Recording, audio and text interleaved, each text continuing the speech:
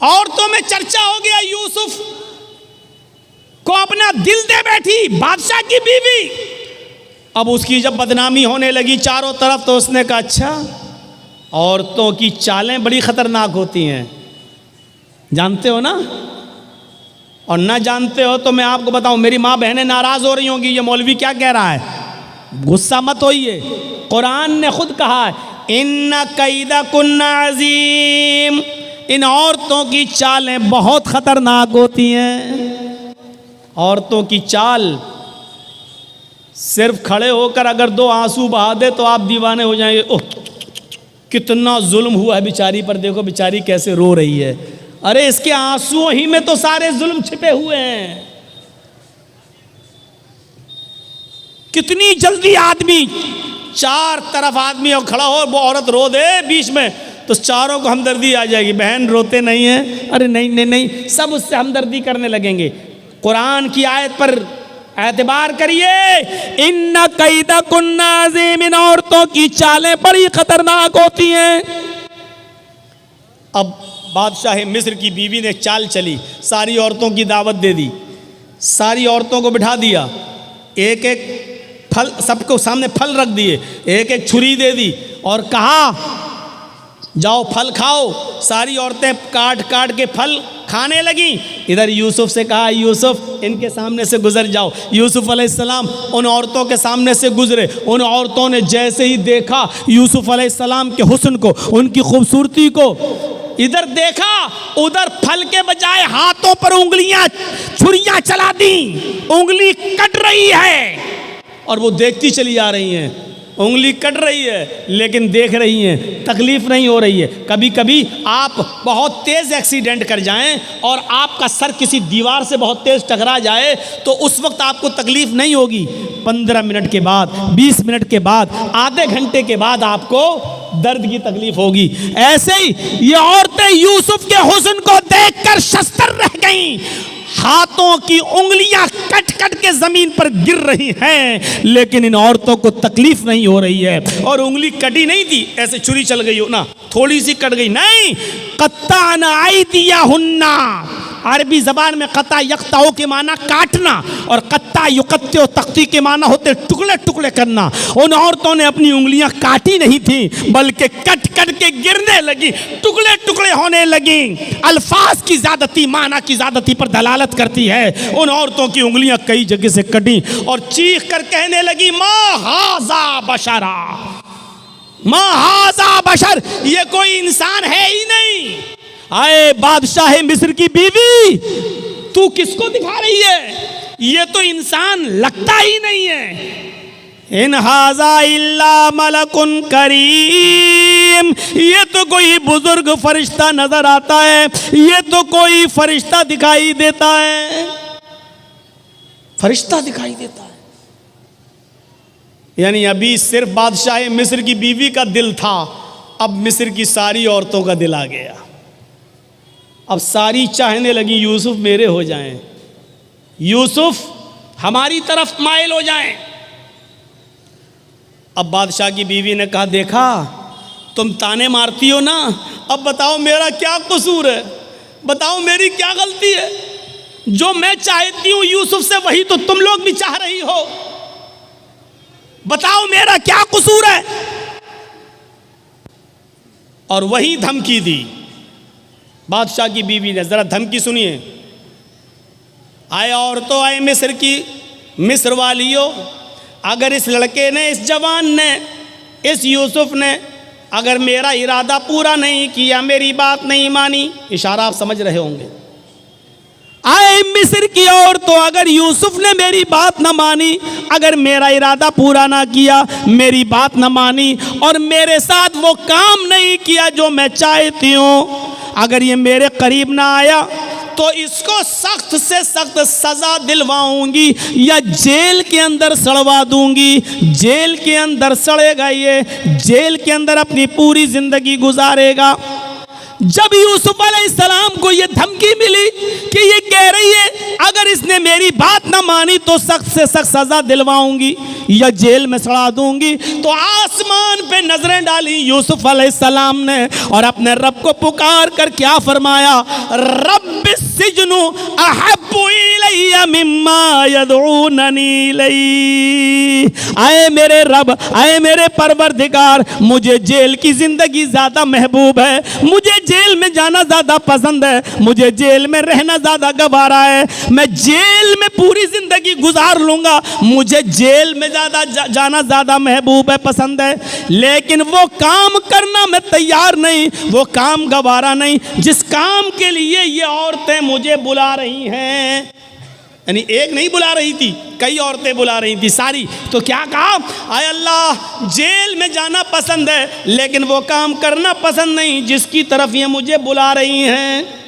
यदऊननी इलैहि, जमा मुअन्नस गायब का सेगा, एक औरत नहीं कई औरतें थी जो ये कह रही थी आए यूसुफ हमारे पास आ जाओ। और यूसुफ ने कहा, अल्लाह मुझे जेल जाना पसंद है लेकिन वो काम करना पसंद नहीं है जिस काम के लिए ये औरतें मुझे बुला रही हैं। अब तेरी मदद मुझे चाहिए। और मदद क्या चाहिए, व इल्ला तसरिफ अन्नी कैदहुन्ना, इनकी चालों से मुझे बचा ले।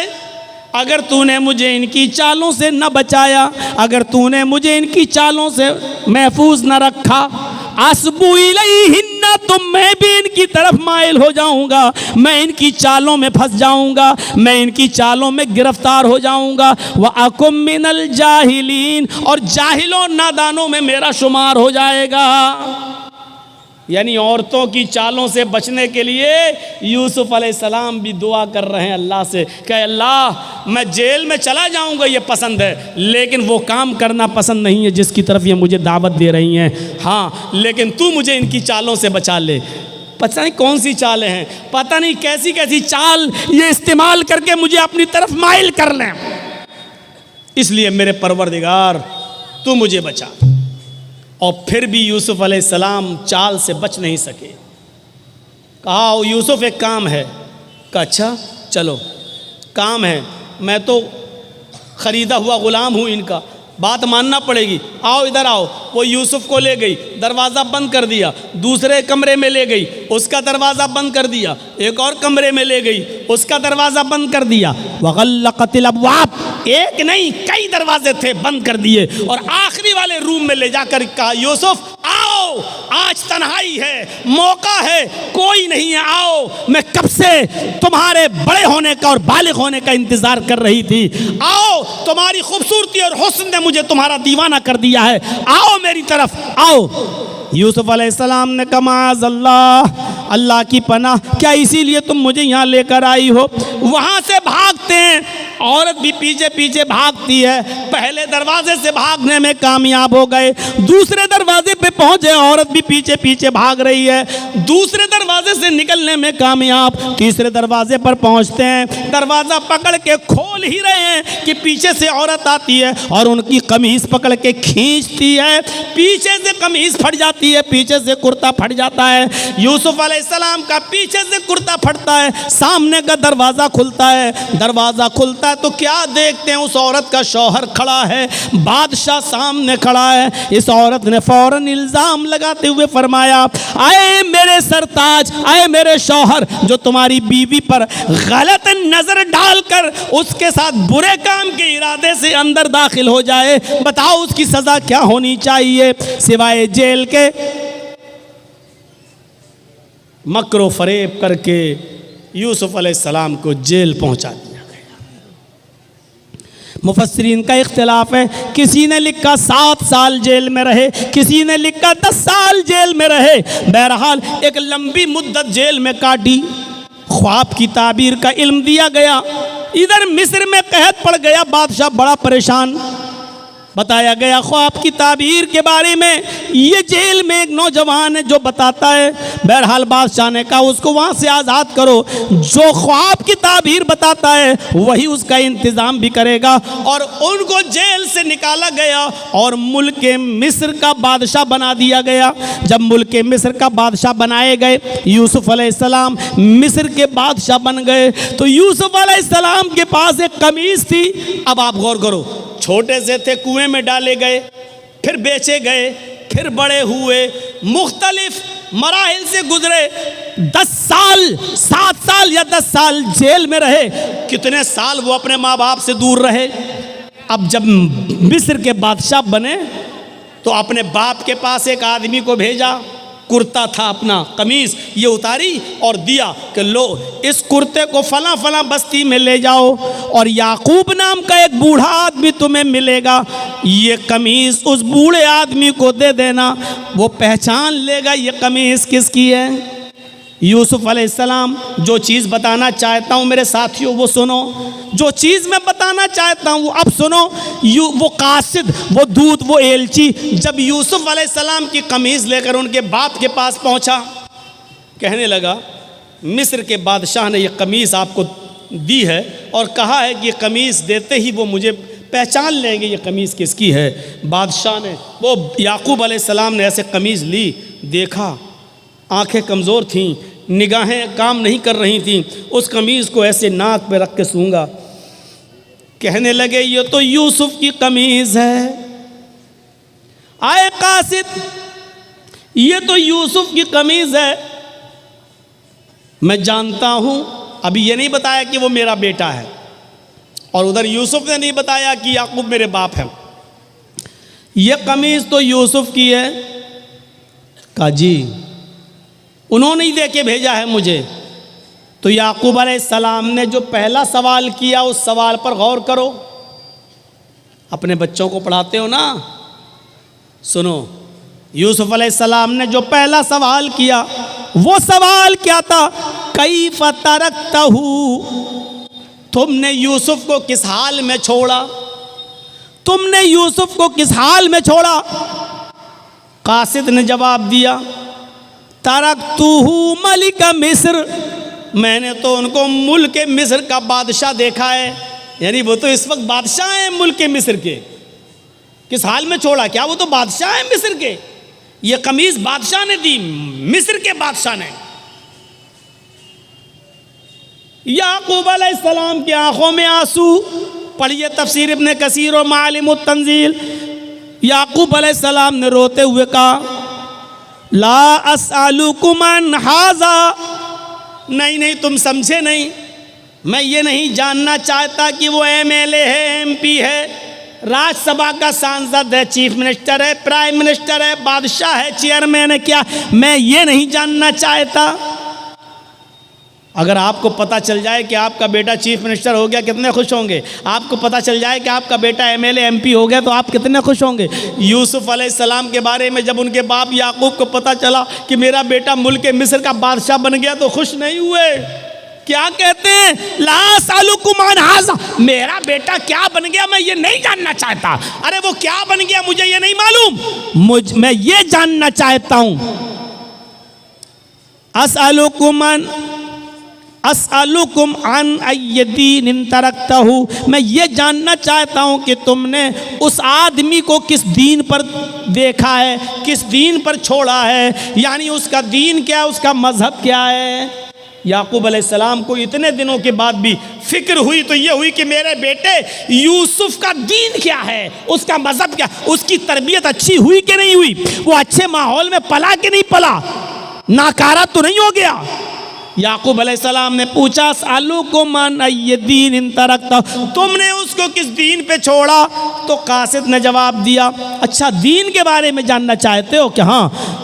कहा काल यशहदु अन ला इलाहा इल्लल्लाह, मैं उसका दीन नहीं जानता, बस इतना जानता हूँ कि वो लोगों से ये कहता है कि अल्लाह के अलावा कोई माबूद नहीं, वो लोगों से ये कहता है कि एक अल्लाह की इबादत करो, अल्लाह के अलावा तुम्हारा कोई माबूद नहीं, उसी की इबादत करो, उसी को सजदा करो, उसी से मांगो। याकूब अलैहिस्सलाम कहते हैं अल्हम्दुलिल्लाह, मैं अपने बेटे की तरबियत से खुश हूँ कि इस हाल में और बादशाह बनने के बाद भी, मुख्तलिफ मराहिल से गुजरने के बाद भी वो अपने रब को नहीं भूला, वो अपने अल्लाह को नहीं भूला।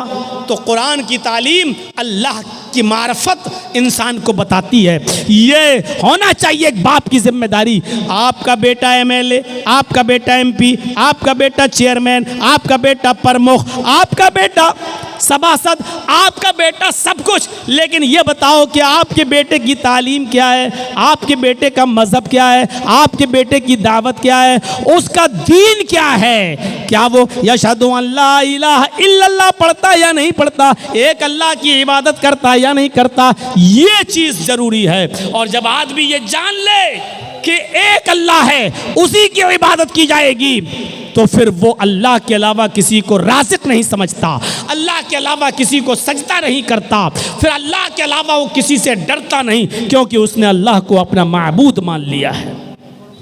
आज के इस दौर में जगह जगह पर बुराइयों का जाल बिछा हुआ हो, जगह जगह पर बुराइयों ने अपने पैर फैला लिए हों, जरा बताइए, आप निकल के देख लीजिए अभी इसी जलसे में, और थोड़ा सा बाहर निकल कर जाकर नुमाइश देख लीजिए, मेला देख लीजिए, झूले देख लीजिए, इसी में एक तरफ दीन के नाम पर जलसा और दूसरी तरफ मेला और ठेला, और देखिए कि उस बाजार में आपको मर्दों से ज़्यादा औरतें सामान खरीदते हुए नजर आ जाएंगी, अपने बच्चों को झूला झुलाते हुए नजर आ जाएंगी, और मर्दों का औरतों का इख्तिलात ऐसी जगह पर होता है।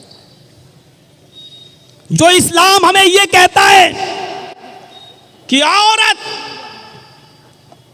जिसकी आवाज भी इतने पर्दे में होना चाहिए कि अगर इमाम मस्जिद में रुकू करना या सजदा करना भूल जाए, या एक रुकू के बजाय 2 रुकू कर ले, और किसी मर्द को पता ना हो, पीछे कोई टोकने वाला ना हो, सुभान अल्लाह और अल्हम्दुलिल्लाह कहने वाला ना हो, और औरत को मालूम हो, औरतों की सफ़े लगी हो पीछे पर्दे के पीछे, उनको मालूम हो कि इमाम भूल गया, तो उनको इतनी दूर से सुभान अल्लाह और अल्हम्दुलिल्लाह कहने की ज़रूरत नहीं, अल्लाहु अकबर कहने की ज़रूरत नहीं है, क्योंकि अगर वो बोलेंगी तो उनकी आवाज़ मर्द सुनेंगे, उनकी आवाज़ भी कहीं फितना ना बन जाए, और नमाज पढ़ने वाले मर्दों के जहन में घुस ना जाए कि बड़ी सुरीली बारीक आवाज़, बड़ी जादू वाली आवाज़ है, और कहीं फिर ऐसी सुरीली आवाज़ वाली का पीछा ना करने लगे, इसलिए औरतों को हुक्म दिया कि वो तस्फीक करेंगी, यानी सुभान अल्लाह अल्लाहु अकबर नहीं कहेंगी, बल्कि वो ताली बजाएंगी, ऐसे हैं या ऐसे, और इस आवाज़ को जब इमाम सुनेगा तो समझ जाएगा कि मैं भूल गया हूँ। गौर कर रहे हैं, सुभान अल्लाह कितना अच्छा जुमला है, अल्लाहु अकबर कितना प्यारा जुमला है, ज़मीन व आसमान नेकियों से भर जाते हैं, लेकिन औरतों को ये जुमला भी ज़ोर से बोलने की इजाज़त नहीं है। मस्जिद के अंदर भी, जब मस्जिद के अंदर भी बोलने की इजाज़त नहीं है, तो बाहर जलेबी वालों से जलेबी खरीदने के लिए 1 किलो दे दो, आधा किलो दे दो, ये तुम्हें परमिशन कहाँ से मिल गई? दुकानदार पे जाओ, दुकान पे शॉपिंग खरीदने के लिए, बहस करो, साहब तुम तो इतने का दे रहे हो, बगल वाला तो इतने का दे रहा है, बहस करो, ये कहां से तुम्हें परमिशन मिल गई?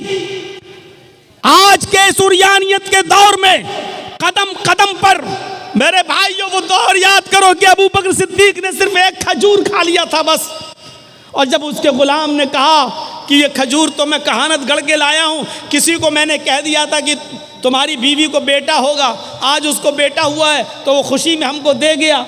अच्छा, ये तो अल्लाह को मालूम है बेटा है कि बेटी है, तुमने कैसे बता दिया? कहा वो तो मैंने धूल में लाठी मारी और उसके घर में बच्चा पैदा हो गया। अबू बकर सिद्दीक पानी पीते गए और हलक में उंगली डालते गए और कै करते गए, फिर उंगली डाली, फिर कै किया, और जब तक पूरा खजूर जो खा लिया था निकाल नहीं दिया तब तक सुकून नहीं मिला। और बाद में कहा हराम का 1 लुक़मा अगर कोई खाता है, 1 लुक़मा, तो अल्लाह ताला उसके दिल को सयाह कर देता है, सयाह काला कर देता है, और जब तक वो तौबा न कर ले अल्लाह उस नुक्ते को मिटाता नहीं है। तौबा कर लेता है तो नुक्ता मिटा देता है, और तौबा नहीं करता तो वो नुक्ता बढ़ते बढ़ते पूरे दिल को काला कर देता है। आज कदम कदम पर आप देख लीजिए, हमको एक वॉशिंग मशीन ख़रीदना है, वॉशिंग मशीन वाला कह रहा है साहब वॉशिंग मशीन 15,000 की है। आप ऐसा करते हो कि नहीं करते हो? साहब 15,000 रुपये तो नहीं हैं, 5,000 रुपये ले लो और बकिया किस्तें बांध लो। और किस्तें बांध दी गई, किस्तें बांध दी गई। अब वो भले ही 15,000 की जगह अब 16,000 दे रहे हैं, क्योंकि वो आपने एक लोन ले लिया है। अब आपको हर महीने 500 रुपया, 1,000 रुपया आपको देना पड़ रहा है। मेरे प्यारे साथियों, ये चीज शरीयत के अंदर जायज नहीं है। क्योंकि एक चीज ये होती है कि ये 4 व्हीलर है, गाड़ी है 4 व्हीलर, यहां गवर्नमेंट ने वो लगा दिया है, इनकम टैक्स से जुड़ा हुआ है मामला। ये गाड़ी 15 लाख रुपए की है। जर्जी साहब अगर डायरेक्ट 15 लाख कैश दे रहे हैं तो इनकम टैक्स को जवाब देना पड़ेगा। यहां लोन लेना जायज है। इनकम टैक्स से बचने के लिए यहां लोन लेना जायज है। 5 लाख रुपए देकर बकिया 10 लाख रुपए का लोन कर देना, ताकि इनकम टैक्स से हम बच सकें, यहां लोन लेना जायज है। क्योंकि गवर्नमेंट की नजर में आप आ जा रहे हैं, तो ये मजबूरी है यहां। लेकिन हमारे पास ये मोबाइल खरीदने का पैसा है, ये मोबाइल 15,000 का है, मेरे पास 15,000 रुपए हैं भी, लेकिन इसके बावजूद भी हम 5,000 देकर 1,000 रुपए महीना हम बाद में आपको देंगे, तो ये चीज जायज नहीं है। आज कदम कदम पर ऐसी बुराइयां हमें देखने को मिलती हैं। आज हम हराम के किस लुक़मे तक पहुंच चुके हैं हमें पता नहीं है। हम नमाज भी पढ़ रहे हैं और हराम लुक़मे भी खा रहे हैं। हज़रत आयशा फरमाती हैं, तुम्हारी कमर कमान की तरह झुकी क्यों ना जाए, दुआएं करते करते यानी तुम बूढ़े क्यों ना हो जाओ। जब तक तुम हलाल लुक़मा नहीं खाओगे और हराम लुक़मा नहीं छोड़ोगे, अल्लाह तुम्हारी दुआ को तुम्हारे सर से ऊपर नहीं ले जाएगा। क्रेडिट कार्ड अभी पूछो ना तो बड़े बड़े लोगों के पास क्रेडिट कार्ड मिलेगा। क्रेडिट कार्ड की हैसियत क्या है आपको मालूम है? क्रेडिट कार्ड, बैंक आपके बैलेंस को देखते हुए क्रेडिट देती है आपको। क्रेडिट कार्ड 1 लाख रुपए आपको उधार दे दिया गया, आपने ले लिया। एक लिमिट होती है, इस लिमिट में आपको वो बैंक में उतना पैसा देना है तब तो ठीक, और जैसी वो लिमिट निकली आपके ऊपर परसेंटेज लगना शुरू हो गया, आपको अब मजीद देना पड़ेगा। अब 1,05,000 देना है, 1,10,000, क्योंकि आपने लिमिट के अंदर आपने पैसा जमा नहीं किया। कोई बैंक आपको 1 लाख रुपया उधार क्यों देगी? आपको क्यों देगी 2 लाख? आपको क्यों देगी 1 लाख?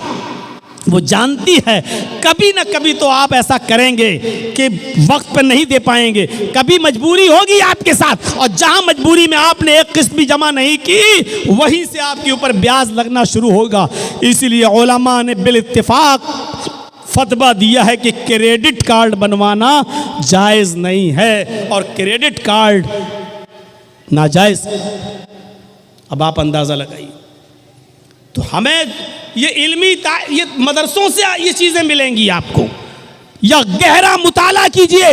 आज हर ज़बान में किताबें छप चुकी हैं, हर ज़बान में किताबें आ चुकी हैं। आप इस्लाम का मुताला कीजिए, हलाल और हराम को देखिए। मेरे भाइयों, कदम कदम पर आपको हराम और हलाल की तमीज़ आज उड़ चुकी है, कदम कदम पर देखने को मिलेगा।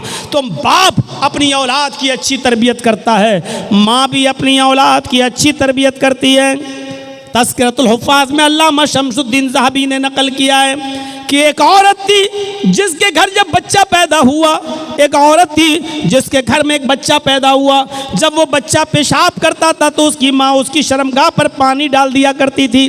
बच्चे ने पेशाब किया, माँ ने पानी डाल दिया, बच्चे ने पेशाब किया, फिर माँ ने पानी डाल दिया। माँ पानी ज़रूर डाल दिया करती थी। आजकल हमारी माएँ क्या करती हैं? बच्चे की पैंट की चैन खोली, बेटा यहाँ खड़े होकर पेशाब कर ले, यहाँ खड़े होकर पेशाब कर ले। बेटा खड़े, 5 साल 6 साल का बच्चा खड़े होकर पेशाब, यहाँ बच्चा पेशाब करता, माँ पानी डाल देती। पहला दिन था उस बच्चे के चलने का, पहला दिन था बच्चे के चलने का। बच्चा जैसे ही पहला दिन खड़ा हुआ और उसको चलने लगा, उसको पेशाब लगा, बच्चे ने ऐसी पानी का बर्तन उठाया अपने कमज़ोर हाथों से और ऐसे लंगड़ाते हुए धीरे धीरे चाल से गया और दरवाजे के पास जाकर बैठ गया। माँ दूर से देख रही है कि देखे मेरा बेटा क्या करता है। वो बैठ गया, उसने अपना कपड़ा खुद उतार लिया, बैठ के पेशाब करने लगा। उसको मालूम नहीं कि पेशाब कैसे होता है, उसको पता नहीं इस्तिंजा कैसे होता है, उसको पता नहीं पानी किस हाथ में पकड़ना चाहिए और शर्मगाह किस हाथ में पकड़ना चाहिए, उसको नहीं मालूम। उसको सिर्फ इतना मालूम है कि मेरी माँ मेरी शर्मगाह पे पानी डाल देती थी, बस। उसने पेशाब किया और पानी अपनी शर्मगाह पे ऐसे ऐसे लिया और ऐसे डाल लिया, ऐसे अपनी शर्मगाह पर पानी डाल लिया, ऐसे लिया और ऐसे पानी उंडेल लिया। उसने धोया नहीं, वो जानता ही नहीं, बच्चा है छोटा, पहला दिन था चलने का। उसने पानी अपनी शर्मगाह पे डाला, माँ दूर से देख रही है, वहीं उसकी आंखों में आंसू आ जाते हैं और रोते हुए कहती है फुस्तो बिरब्बिल काबा, काबे के रब की कसम मैं कामयाब हो गई, अल्लाह की कसम मैं कामयाब हो गई। मैं जो सिखाना चाहती थी अपने बच्चे को मैंने वो सिखा दिया, मैं जो सिखाना चाहती थी अपने बच्चे को मैंने सिखा दिया। मैं यही सिखाना चाहती थी कि मेरा बेटा पैंट की चैन खोल के खड़े होकर गधे और कुत्तों की तरह पेशाब न करे। मैंने बहुत कुछ कह दिया है, गधे और कुत्तों की तरह पेशाब ना करे। अक्लमंद होगे तो समझ गए होगे कि मैंने क्या कहा है, और नहीं होगे तो एक कान से सुन के दूसरे कान से उड़ा दोगे। ये तालीम आपको माँ की गोद से मिलेगी। Mother's lap is first college for children. माँ की गोद बच्चे का पहला मदरसा है, या इन दीनी मदरसों से मिलेगी। आप बड़े बड़ी यूनिवर्सिटी देख लो, पूर्णिया मेडिकल कॉलेज देख लो, किशनगंज मेडिकल कॉलेज देख लो, जामिया मिल्लिया JNU, बड़े बड़े कॉलेजेस और यूनिवर्सिटीज देख लो। यहाँ से पढ़ के निकलने वाले बड़े बड़े डॉक्टरों को, इंजीनियरों को देख लो। उनको डिग्रियां तो मिल गई, डॉक्टरी की, PhD की, इंजीनियर की, लेकिन तरबियत नहीं मिली। आज उनको सड़क के किनारे पैंट की चैन खोलकर गधों की और कुत्तों की तरह पेशाब करते हुए आप देख सकते हो। तरबियत माँ की गोद से या मदरसों से मिलती है। इसलिए बच्चे को पढ़ाने और लिखाने के साथ साथ अच्छी तरबियत भी ज़रूरी है। अच्छी तरबियत दोगे तो बच्चा नेक बनेगा और आपकी खिदमत करेगा। अरे कम से कम बच्चों को इतना तो पढ़ा दो कि आपकी कब्र पर जाकर वो ये कह सके, अल्लाहुम्मा ग़फ़िर ले अबी वरहमहु वआफ़िही वअफ़ु अन्हु। अल्लाह ये मेरे बाप की कब्र है, अय अल्लाह इनकी मग़फ़िरत फरमा दे, अल्लाह इन पर रहम फरमा, अय अल्लाह इनकी बेहतरीन मेहमान नवाजी कर। अरे इतना तो सिखा दो कि आपका बेटा आपकी कब्र पर जाकर ये दुआ कर सके, अल्लाहुम्मा आनिसहु फ़ी वहदतिही, अल्लाहुम्मा आनिसहु फ़ी वहशतिही, अल्लाहुम्मा आनिसहु फ़ी ग़ुरबतिही। ऐ अल्लाह इस कब्र में मेरा बाप है, ऐ अल्लाह इस तन्हाई में, इस तारीक में, इस अंधेरे में मेरे बाप के लिए मेरी बाप को मानूस कर दे यहाँ के तन्हाई से। ऐ अल्लाह मेरे बाप को मानूस कर दे यहाँ की वहशत से, खतरनाक कीड़े और मकोड़ों से। और अल्लाह मेरे बाप की बॉडी को महफूज फरमा दे और मानूस कर दे यहाँ की अजनबियत से। कम से कम इतना तो सिखा दो कि मरने के बाद आप तो खुश हैं कि आपने अपने बच्चे को डॉक्टर बना दिया, लेकिन इतना जानते हो कि आपके मरने के बाद कि आपका बेटा आपकी खबर पे आपके लिए दुआ भी कर सकता है। आज भी वो जाता तो कहता अल्लाह मेरे बाप को बख्श दे, अल्लाह मेरे बाप की कब्र को, अल्लाह मेरे बाप के गुनाह को माफ़ कर दे। अरे ये कोई दुआ हुई? तुम अपनी ज़बान में दुआ कर रहे हो। अरे दुआ भी करो तो वो दुआ करो जो अल्लाह के नबी ने बताई है, जो अल्लाह के नबी ने फरमाया है। अल्लाहुम्मा इन्ना बी फ़ी ज़िम्मतिक व हब्लि जवारिक फ़क़ही मिन फ़ितनतिल क़ब्रि व अज़ाबिन नार व अंत अहलुल वफ़ाई वल हक़ फ़ग़फ़िर लहू वरहमहू इन्नका अंतल गफ़ूरुर रहीम। क्या कोई बेटा है जो अपने बाप की कब्र पे जाके ये दुआ पढ़ता है? बाप तो तुम्हें डॉक्टर बना के चला गया, लेकिन तुम अपने बाप की कब्र पे जाके ये भी नहीं पढ़ सकते हो क्योंकि बाप ने तुम्हें ये नहीं सिखाया था। कितना बदनसीब है बाप जो अपने बेटे को डॉक्टर और इंजीनियर तो बना दिया, लेकिन तू अपने मरने के बाद ऐसा नहीं बना सका कि तेरा बेटा तेरी कब्र पे आके तेरे लिए दुआएं मग़फ़िरत भी कर सके। 1:30 बज चुका है, 11:15 से 1:30 तक बोलना। मेरे भाइयों, फिर भी मैंने और जगहों की बनिस्बत 20 मिनट ज़्यादा आपका ले लिया। अब हमारे बाद जो मुकर्रिर हैं वो आपसे खिताब करेंगे। अल्लाह से दुआ करता हूँ कि बारे इलाह हमारे बच्चों को दीन का आलिम बना और साथ में हमें दुनियावी तालीम भी हासिल करने की तौफीक अता फरमा। हमारे बच्चों को दीन की तालीम के साथ साथ डॉक्टर भी बना, इंजीनियर भी बना। अय अल्लाह हमारे बच्चों को IPS ऑफिसर और एडवोकेट भी बना। अय अल्लाह दीन और दुनिया दोनों हमारे बच्चों को अता फरमा और वालिदैन के लिए ज़ख़ीरे आखिरत बना। अय अल्लाह जब तक तू हमें ज़िंदा रख, इस्लाम पर ज़िंदा रखना, और जब हमारा ख़ात्मा हो तो ईमान पर हमारा ख़ात्मा फरमाना। वमा अलैना इल्लल बलागुल मुबीन व आखिरु दावाना अनिल हम्दुलिल्लाहि रब्बिल आलमीन। अस्सलामु अलैकुम व रहमतुल्लाहि व बरकातुहू। ये सब उड़ गए हैं और बताया कि एक और है मेरे बाद बोलने वाले। ऐसा है कि मैं जब तक वो मौलाना आ रहे हैं 5-10 मिनट में, आपसे मेरी गुजारिश है कि इदारा चलता है जहाँ से बच्चे हिफ्ज़ करके निकलते हैं, और आपके यहाँ बड़ी दिनों के बाद मैं आया हूँ, तो एक मोहब्बत का तकाज़ा ये है कि आप मेरे हाथ में भी इस मदरसे का ताउन कर दें। तो जो लोग देना चाहें वो आ जाएं। मैं बैठा हूँ 5 मिनट 10 मिनट जब तक वो मौलाना नहीं आ जाते हैं। आपसे गुजारिश है कि आप ज़्यादा से ज़्यादा ताउन मेरे हाथ पे लाएं और अल्लाह से दुआ करें। यानी मौलाना से आके मुसाफा कर लीजिए और मदरसे को जो भी ताउन करना है दे दीजिए। 2-3 सवाल है। एक सवाल ये था, इससे पहले भी रक्सी टोला में इस पर चर्चा हुआ था